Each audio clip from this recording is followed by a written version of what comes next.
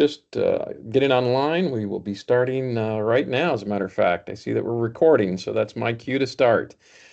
I'm Jeff Hammond, Executive Director at International Ground Source Heat Pump Association. Thank you so much for joining us. We have a very exciting presentation.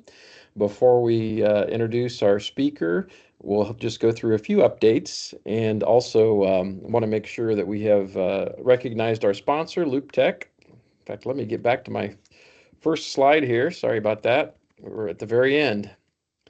Our sponsor, LoopTech, was our diamond sponsor at the 2023 IGSHPA conference, and they're also sponsoring this town hall. So thank you very much to LoopTech.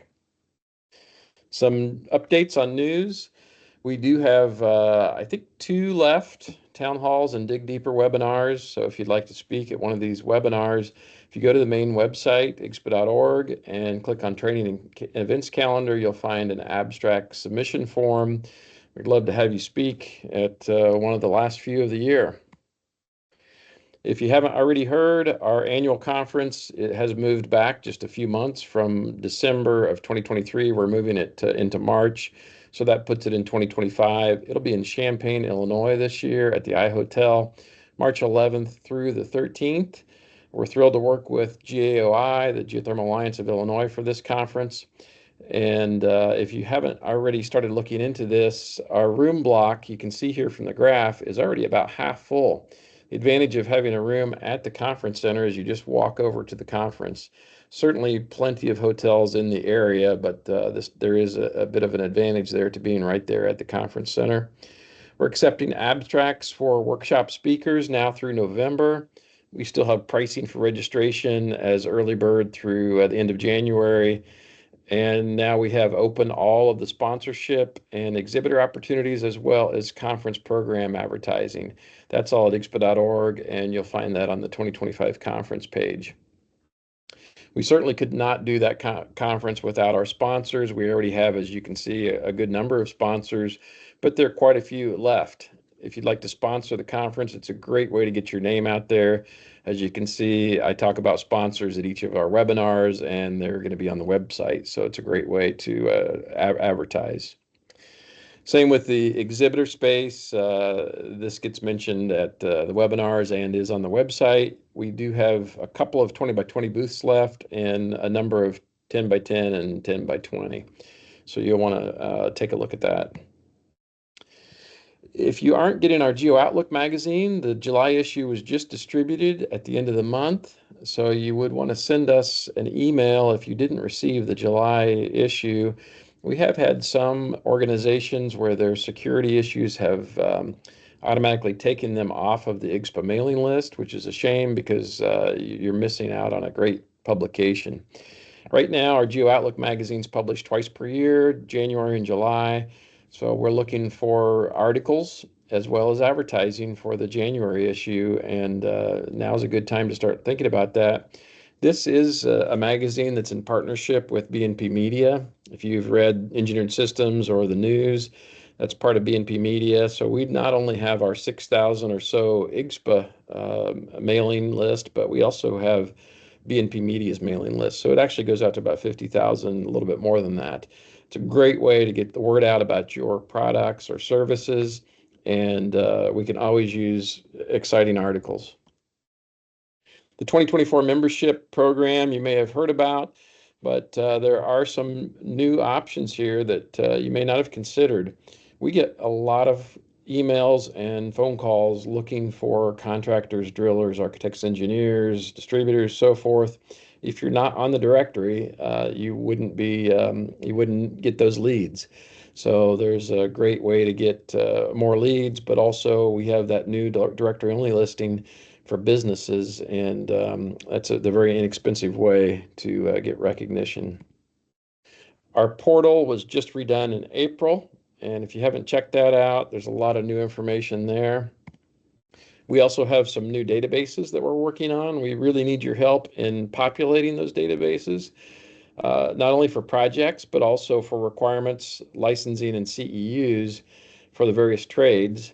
This is phase 1. It's a page with links, and phase 2 will be searchable databases. So the quicker we can get this data, the quicker we can get to phase two. We'd love to have your input on that.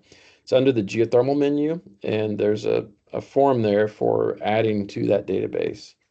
I do have a quick question for members. Loop Tech, our diamond sponsor at the conference last year and the sponsor of this webinar, has suggested that we provide a scholarship for an opportunity to get new students into the industry.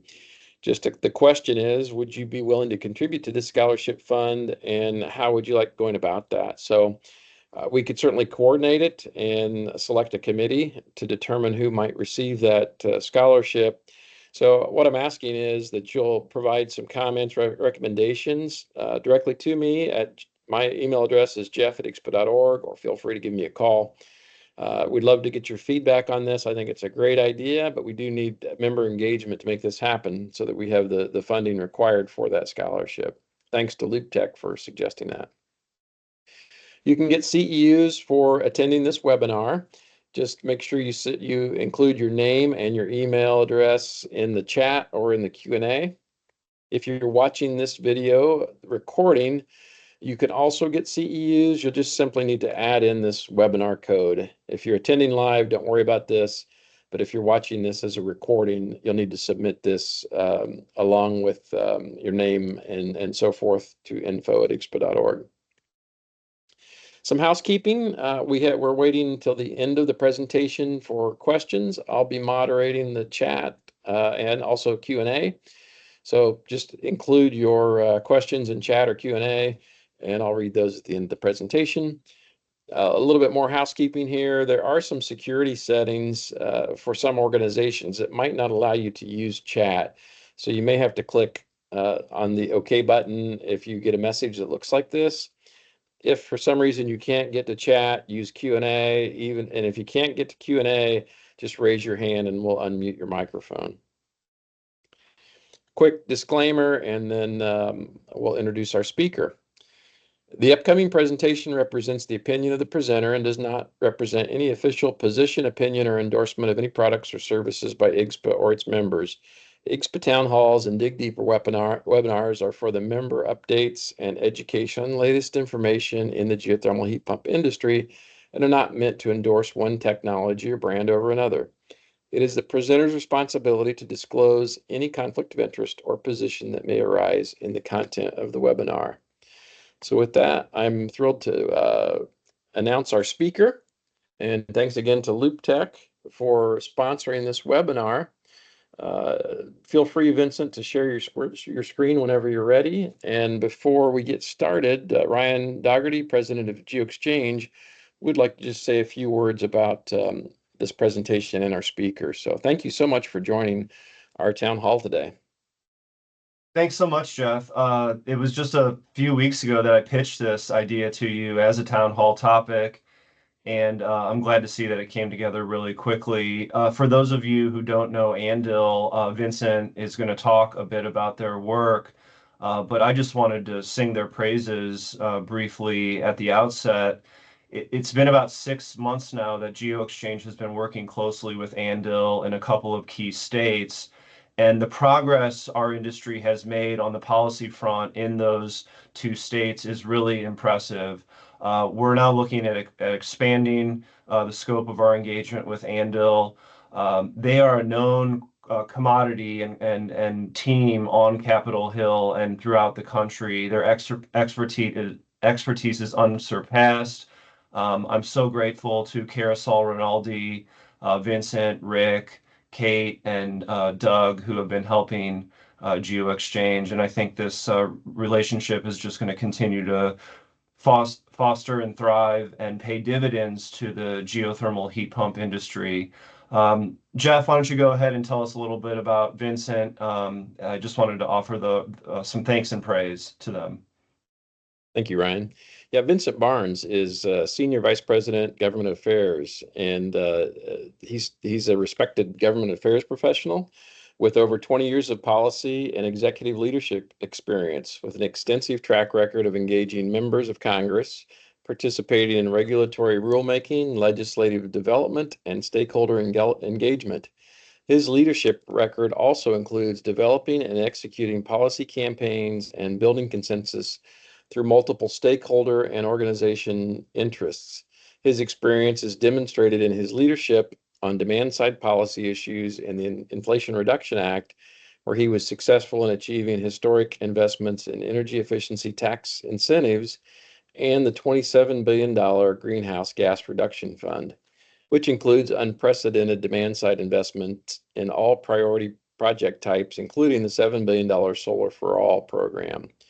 Vincent holds a Bachelor of Arts in English from Brigham Young University and received his Juris Doctorate from the University of Utah S.J. Quinney College of Law. It's my pleasure to turn over the presentation to Vincent, and I'm looking forward to learning more. Thank you so much for agreeing to present today.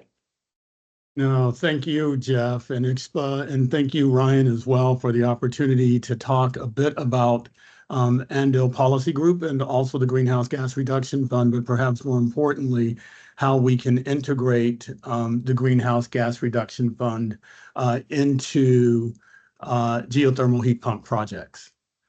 Just a little brief, if you will, on our process for today. We'll start off with a brief introduction to the AnnDyl Policy Group. We'll then do, we'll be at about 5,000 feet in terms of an overview of the Greenhouse Gas Reduction Fund. We'll then have some fun and talk about some scenarios where we attempt to discuss how a geothermal project and the Greenhouse Gas Reduction Fund might work together. Then want to share with the group how AnnDyl Policy Group is currently working with the Greenhouse Gas Reduction Fund, give you a very brief introduction to the awardees, and then we'll kind of go into some questions as well.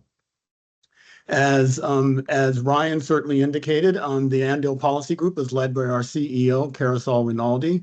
What you see on your screen here really represents the organization's leadership. And I should also say there are 9 others that are not listed here that make up the large part of the organization's policy associates. And also our policy advisors as well. So we have 5 policy associates full-time and 4 policy advisors, in addition to the group that you currently see on the screen. We work in demand-side policy, utility and grid policy, workforce development, appropriations matters, clean energy finance, transportation, of course, tax policy, renewable energy, and contractor training as well. As we dig into the Greenhouse Gas Reduction Fund, it's important to note a few things. First, the Greenhouse Gas Reduction Fund is the largest single investment in the Inflation Reduction Act outside the total energy tax incentives. The program is broken into 3 different parts. Just for some high-level pieces first, there's a 40% spend in low-income and disadvantaged communities requirement that is statutory. The first program is a Solar for All. We'll talk about that 2 to 3 times more, but not with any great substance. Distributed energy generation and storage, net zero emissions buildings, and zero emissions transportation. That makes the whole of the $27 billion. How the program works structurally, the EPA receives, of course, the capital from the Treasury. The EPA then gives those funds through a competitive process to not-for-profit financial service providers. Those are primarily community financial development institutions, CDFIs, or green banks or similar type organizations.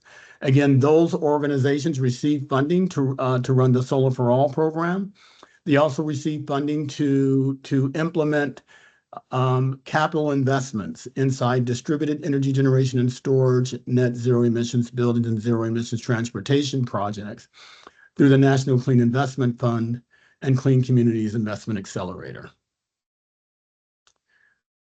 Just a little bit here, and we mention it here so that we can identify the distinction between the Solar for All program and its flexibility, quite candidly, and the other 2 programs. The Solar for All program is $7 billion, 100% in low-income and disadvantaged communities. This particular program, in order to finance projects, allows for subgrants, rebates, subsidies, and other types of payments, including what we currently or what we primarily understand as financial services products, debt instruments, loans. But in that, there can also be forgivable loans, partially forgivable loans, subordinate debt, and other types of financial instruments as well. As we think about the $14 billion and the $6 billion National Clean Investment Fund and Clean Communities Investment Accelerator, for the National Clean Investment Fund, 40% of those funds must be invested in low-income and disadvantaged communities. Now, I want everyone to understand that that's 40%. So that means that 60% of the capital can also be invested at market rate as well. And then, of course, for the Clean Communities Investment Accelerator, we're at 100% investments in low-income and disadvantaged communities. And the types of financing available under the National Clean Investment Fund is a bit different from Solar for All. One, it does not include grants, but it does include forgivable loans. And it also includes credit enhancements, which we'll talk about a bit more later. Equity, mezzanine debt structures are also available under the Greenhouse Gas Reduction Fund, under NCIF and CCIA. But normal debt instruments, forgivable loans, partially forgivable loans, low interest loans, loans with long terms, all of those types of financial product development, I would say, are actually available inside the Greenhouse Gas Reduction Fund, both under NCIF and CCIA. As we look at the Solar for All program, again, $7 billion, 100% low-income and disadvantaged communities. Energy efficiency is identified as an enabling upgrade. That's something that we want on the demand side.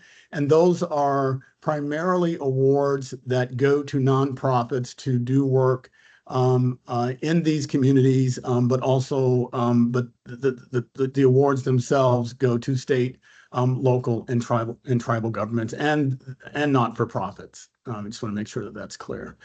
This is really kind of the heart of where we want to be under the National Clean Investment Fund and also under the Clean Communities Investment Accelerator. And again, there are 3 priority project types. The first of which is distributed energy generation and storage. These are projects and activities that deploy small-scale power generation. And plus the enabling upgrade. That is a priority project type. Projects that have distributed energy generation and storage, and projects that seek to perform based on this particular definition are priority projects for funding inside the Greenhouse Gas Reduction Fund. Importantly, as we look at what is distributed energy generation and storage, we're talking about our residential rooftop and solar. We're talking about community wind. We're talking about fuel cells.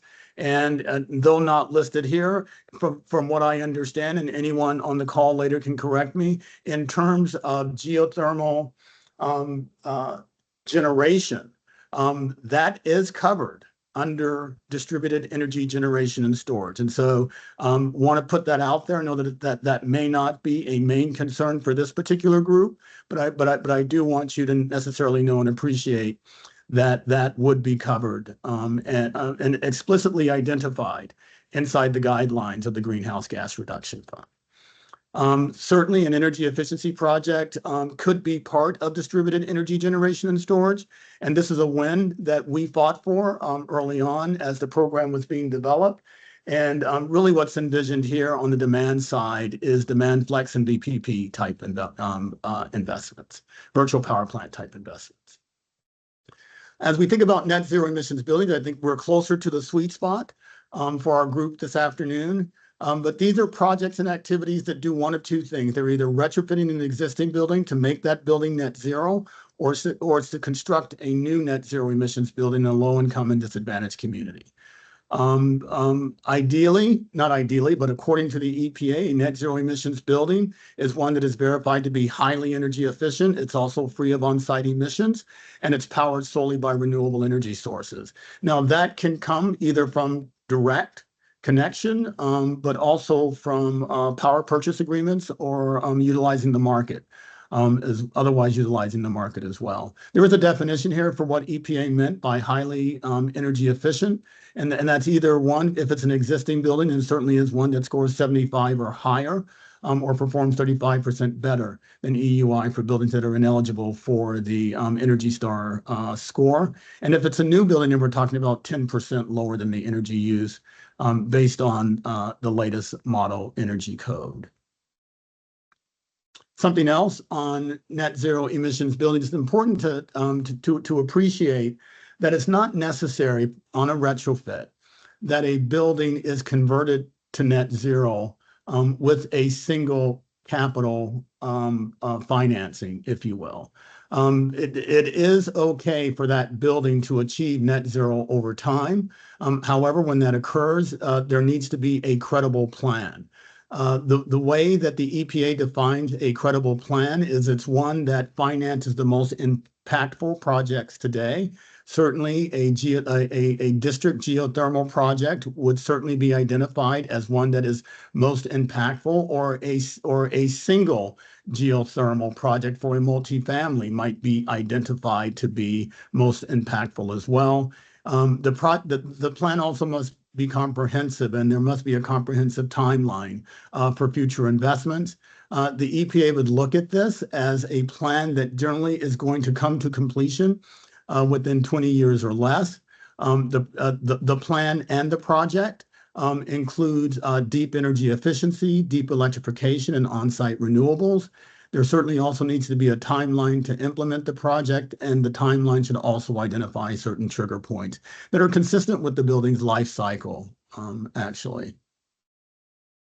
As we look at net zero emissions transportation, it's exactly what you're thinking about: chargers, vehicles, and anything else that make those two things happen. That's necessarily covered inside the net zero emissions transportation definition, and also includes medium and heavy duty vehicles along with light vehicles. Now to the fun stuff. As we kind of talk about, if you will, geothermal and the greenhouse gas reduction fund. So first of all, as we think about geothermal and the greenhouse gas reduction fund, it's important to note, and we talked about this before, that net zero emissions buildings explicitly identified as an eligible investment in terms of geothermal heating and cooling and NCIF and CCIA. And so geothermal is a forethought as it relates to the greenhouse gas reduction fund and not an afterthought.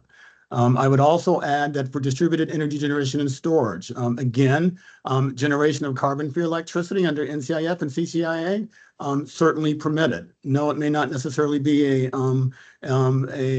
priority for the larger part of the group, but want you to have that information. Solar for all, as a general rule, it likely is not going to be available.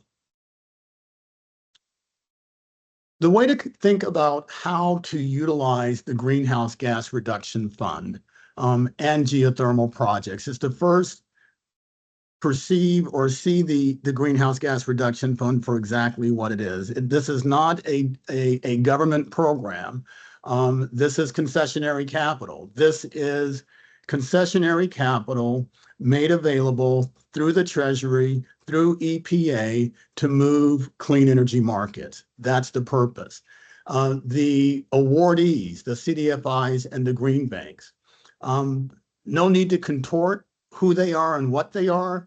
Simply think about them as financial institutions. Think of them as quasi-regulated financial institutions. They are not necessarily prudential regulatory financial institutions, that is your depository banks, but they follow some of the same rules. They follow many of the same rules. But because they are CDFIs, most of them, they are in what you may understand as the patient capital industry, and they are in the concessionary capital industry.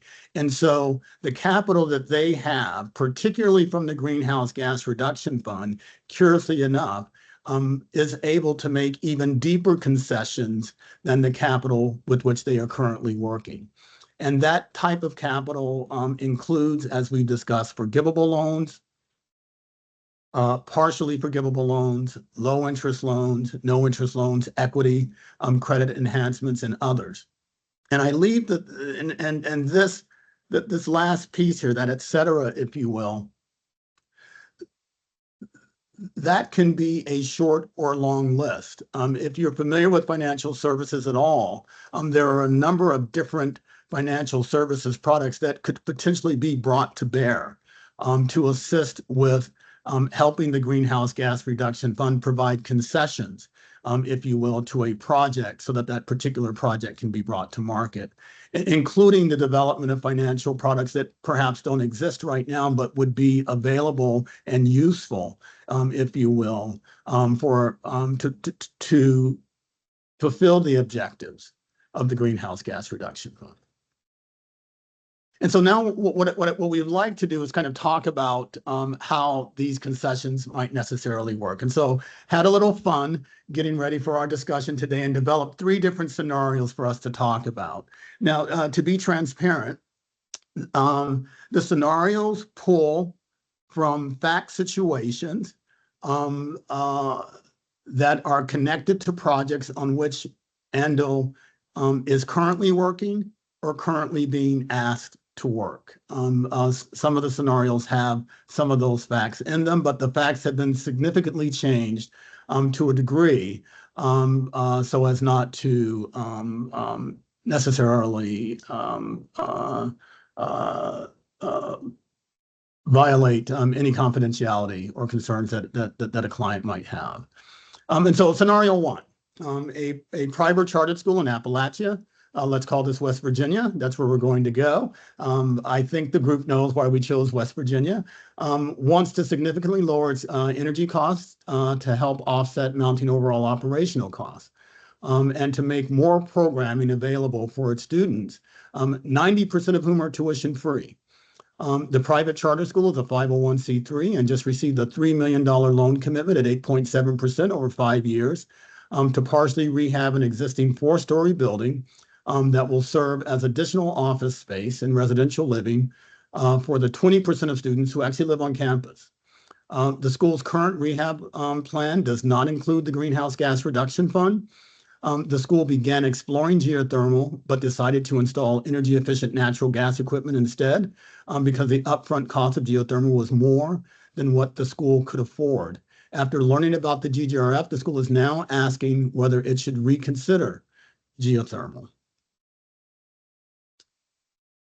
Now, so first of all, disclaimer, none of these figures are real. We make a whole lot of assumptions, but the purpose of this scenario discussion is to be illustrative, not exact, but to be illustrative of how concessionary capital can be brought to bear in the Greenhouse Gas Reduction Fund in general, and with geothermal projects more specifically. And so, first of all, one of the ways that the Greenhouse Gas Reduction Fund can work here is the GGRF could actually provide a credit enhancement that reduces the existing loan, that is the existing $3 million loan, and bring that interest rate down from 8.7% to 2.5%. Back of the envelope calculation, that gives the school a savings of nearly about $179,000 in capital costs annually. To complete the 4-story building or the rehab project, and certainly to ensure, if you will, that the rehab meets the Greenhouse Gas Reduction Fund net zero definitions, if you will, the school is going to receive another $1.5 million in GGRF capital. And that's to complete the other part of the building that wasn't necessarily contemplated when this was not a Greenhouse Gas Reduction Fund project. This particular loan is forgivable for years 1 through 5, provided that the school uses energy bill savings, if you will, to place an escrow for future building retrofits, actually on the campus. That's that programming development around the Greenhouse Gas Reduction Fund that you can sometimes do in order to make the project more attractive, not only to the program as a whole, but also attractive, if you will, to the awardee who would be making the loan in the first place. Certainly then, to complete the geothermal project, the school is considering developing a geothermal network that will meet the needs certainly of the building that is being rehabbed, but we also want to build the school also wants to build the network sufficient that it actually meets the full campus needs, if you will, over time. And so due to recent changes in the ITC, the school is aware that they can possibly use the ITC that was in the IRA. They know that we can get the base credit at 6%. If we're talking about prevailing wage and apprenticeship, then we get to move up to 30%. Add to that domestic content in light green, not as familiar with the industry in terms of whether or not that may be an issue. If it's not an issue, that's another 10%. That could be added on to the 30%. And so now the ITC tax credit is 40%. If we're building in an energy community, and yes, we're in West Virginia, so let's say yes, we are, based on the definition inside the ITC, then that's another 10%. And so now we're up to 50% in ITC credit here. And let's say that we're also in what's identified as a low-income community in the ITC, so that's another 10%. And so let's say that the school says we're going to use the ITC to do the geothermal. We're going to get that 30 plus 10, which is 40. We're going to get another 10, which is 50. We'll take that final 10, which is 60. And now, GDRF, would you please give us a bridge loan on the tax credit? And that's how concessionary capital could work. And the terms of the bridge loan, we won't identify here. We won't try to work out here, but it could certainly come into play to make it possible to do the geothermal project through a bridge loan which is really capitalization of the ITC credit. And we'll talk more about that later. Scenario 2, a Chicago Southside developer of affordable housing is proposing to develop infill single-family housing over 4 city blocks, equaling approximately 100 new and existing single-family and multifamily units, and is considering adding a geothermal heating and cooling district. The affordable single-family infill project will be funded through various capital stacks that also include the Greenhouse Gas Reduction Fund. So in this scenario, the Greenhouse Gas Reduction Fund is already envisioned. Utilization of geothermal is also already envisioned as well. As we think about this project, a few things here. Again, we're talking concepts to be illustrative, not to be exact. But the GDRF would provide a loan to build the geothermal district. No payment of principal or interest years 1 through 5. I think you appreciate why that might be. And then perhaps it's a 2.5% interest loan over for the remaining 6 to for years 6 through 10. It may look something like that. We're also going to mix in any city and state or utility rebates, if you will, or we simply go straight to the ITC. And we look at the ITC, we may get a little more out of this one. We'll start off with the base credit. We're going to pay the prevailing wage and apprenticeship, so we're at 30%. We have a domestic content at 10%, and we're going to pull 20% because we're in a qualified low-income building or economic benefit project. And so really now we're talking about 30, 40, 50 plus 10, 60%. In terms of what this project could provide. And then, of course, the GDRF monetizes the ITC. Or this could be a hybrid or some other type of mix as well. As we look at scenario 3, a Western Texas commercial developer is looking to reduce energy costs across its portfolio in the region and wants to begin with a 5-building cluster that is located on land it actually owns and controls. The developer is going to use the Greenhouse Gas Reduction Fund to help lower building retrofit costs and will use the ITC to build the geothermal district. Now, remember, 40% low-income and disadvantaged community, which means that 60% of the Greenhouse Gas Reduction Fund can actually be used for market rate. The market rate developer is likely to receive some concessions. They will receive some concessions, but we should not anticipate, based on the objectives of the Greenhouse Gas Reduction Fund, that those concessions will be as deep, if you will, as they would be if those investments were actually made in low-income and disadvantaged communities. But it's not to discourage that level of investment at the market rate.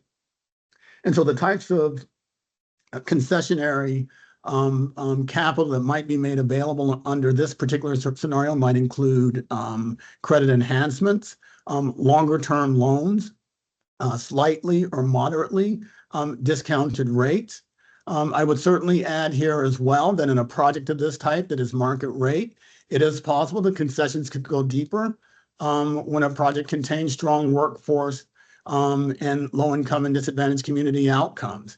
And so if there is a workforce structure that is attached to this particular project, and that workforce structure is connected to a low-income and disadvantaged community, the developer might be able to extract additional concessions, if you will, out of the Greenhouse Gas Reduction Fund. And there certainly would be a story, or a case could certainly be made that additional concessions should be made because the project is directly connected to a workforce development project inside a low-income and disadvantaged community. And then, of course, at the end of the day, the GGRF is used to monetize the ITC.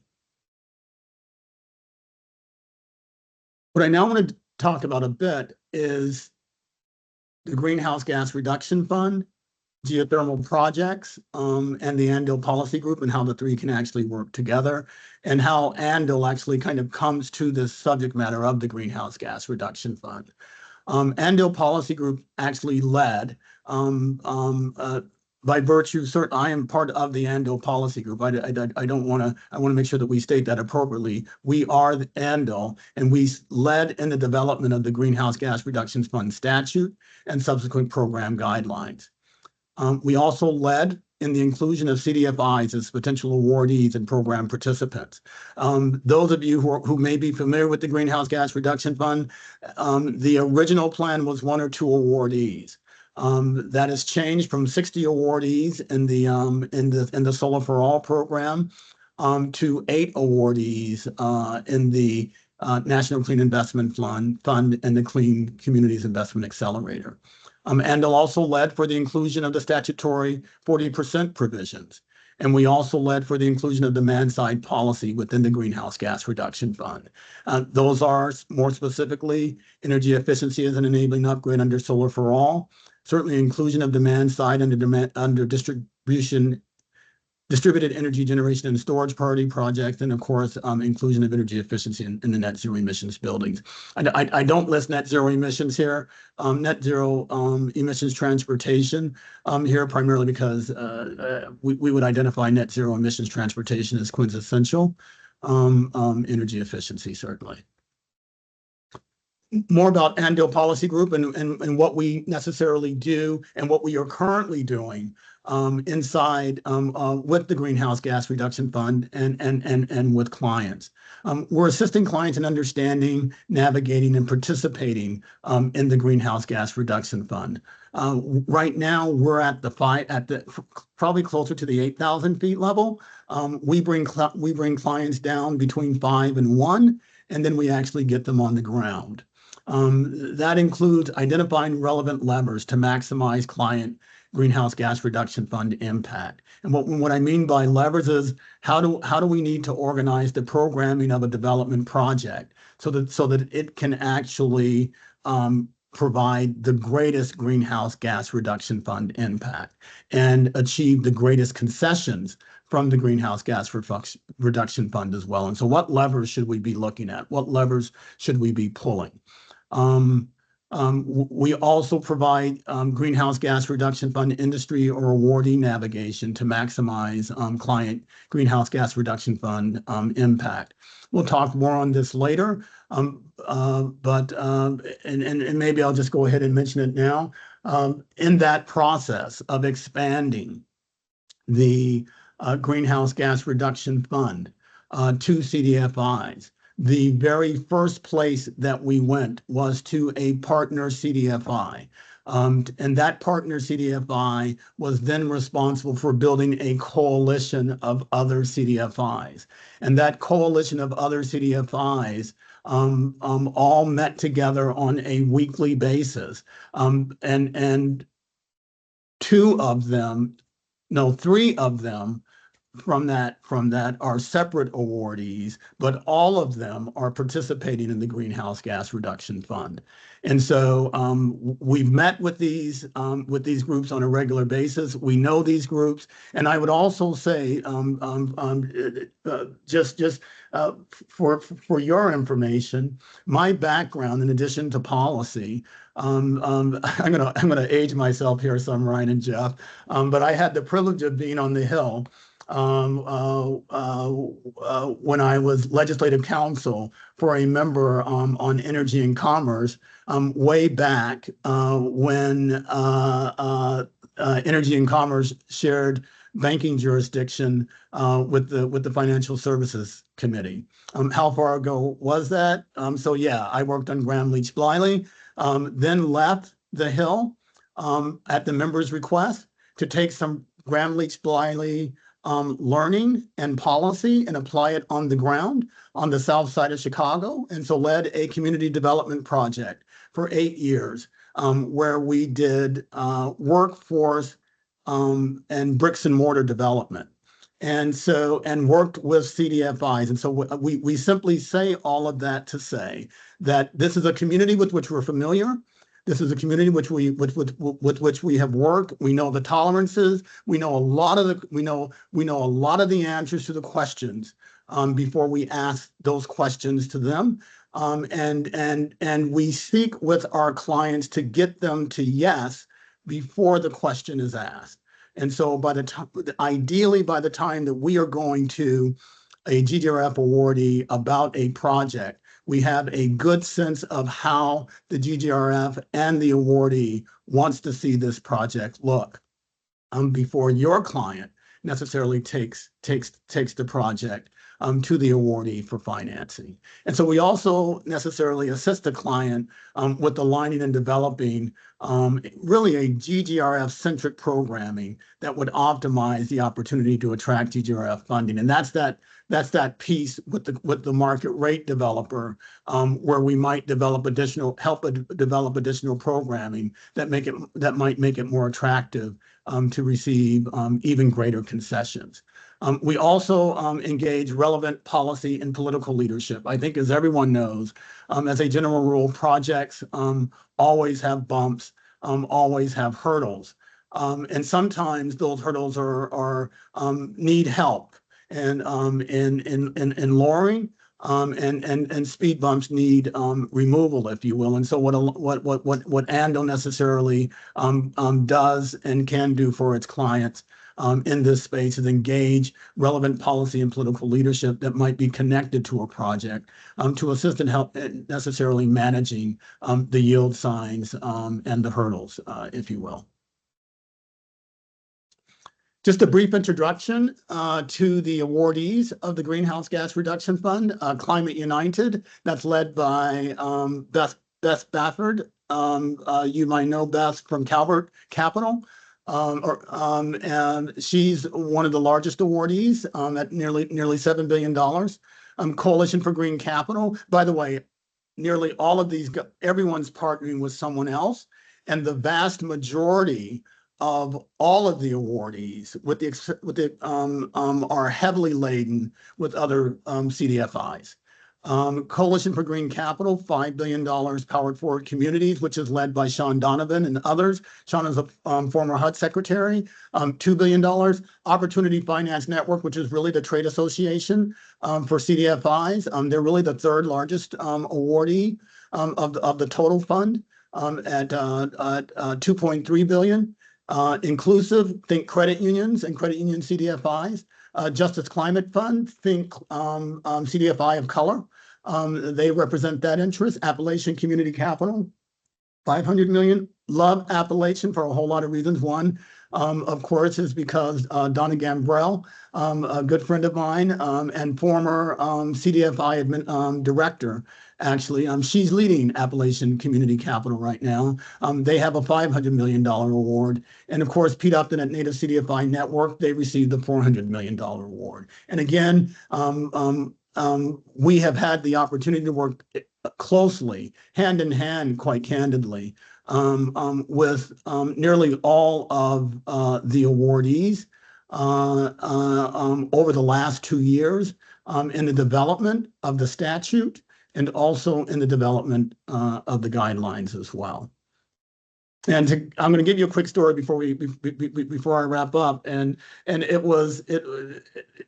really was us taking, if you will, to the CDFIs who were told before that they would not qualify, that the definition of an eligible entity in the Greenhouse Gas Reduction Fund is a nonprofit, non-depository financial services entity, and that they by definition, met that definition. But they were told by others that they did not. And so they were not pursuing the Greenhouse Gas Reduction Fund as a pathway to do community development and energy transition development inside low-income and disadvantaged communities. And so really through that, leading CDFIs changed the nature of the Greenhouse Gas Reduction Fund, and will certainly change the impact of the energy transition. And so with that, I will end, and we can use this time to take questions. Thank you so much, Vincent. Fascinating discussion. I think we'll have a number of questions here. The first question we have is from Bill. He asks, are geoloops eligible as storage? They're the ultimate dispatchable emission-free resource. I think you had a slide earlier about storage, and he's wondering how that might work with the ground heat exchanger. So I am less familiar with the technologies that are related to geothermal. But having said that, as a general, I'm going to do an analogy here as to technologies with which I have greater familiarity, right? If you build a solar plant, if you build a solar install or a solar array, the interconnection is also available for Greenhouse Gas Reduction Fund capital. And so if the pieces about which you're if the question is about pieces that are connected and would be necessary for the installation and the operability and the continued reduction of greenhouse gas emissions, I would say that the answer to that is likely yes. But we would find out certainly. But that's an answer to that question by analogy. Okay, so they would be able to contact AnnDyl and clarify how that might look. That's exactly right, and certainly a sit down to kind of appreciate better how the pieces work together. We would certainly be able to provide something better than a back of the envelope analysis on that. Okay, well, that's great. So Robert has a question. Can the GGRF be used for costs outside of the ITC? GEOs included in IRS Section 48, as is solar. I don't know if I understand the question. Okay, let me see if I can find Vincent on the list. Maybe we can unmute. Okay, he's unmuted. Vincent, would you mind clarifying that question? Or I'm sorry, it was Robert. Let me find Robert on the list here.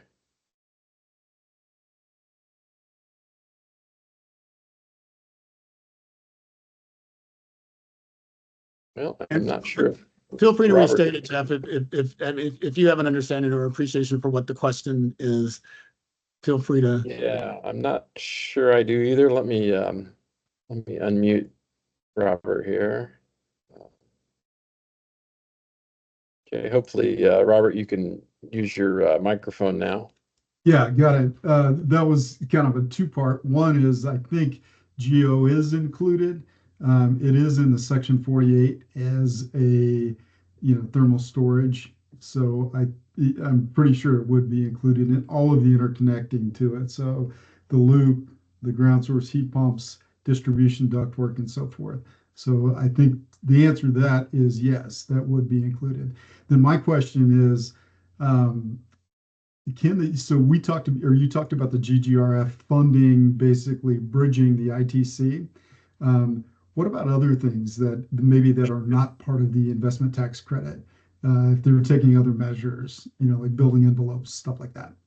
Short answer is yes, as long as you are building pursuant to the Greenhouse Gas Reduction Fund definitions, then you can use the Greenhouse Gas Reduction Fund to leverage concessions, quite candidly. For example, and this is an example. Let's say that developer is building a commercial park net zero. The developer has into this project 10 million equity. We've gone through phase 1 pre-development. We're about to start construction. And so what the developer then does is he goes to the Greenhouse Gas Reduction Fund for an equity bridge loan to kind of help fund some additional parts of the project. Absolutely. One other quick question, then I'll jump off here. So I'm with the city and county of Denver, and I administer building electrification or try to promote that within our city. And I'm wondering how municipalities get involved in this with, say, if we're setting up incentives for an equity priority multifamily home. Do we actually, I guess we would need to direct them to you or some other firm, or could we participate directly in setting up some of this financing for an equity priority building? Again, the short answer to that is yes. That's the short answer. And we would, the hesitation that you're getting from me, I know that we're not in a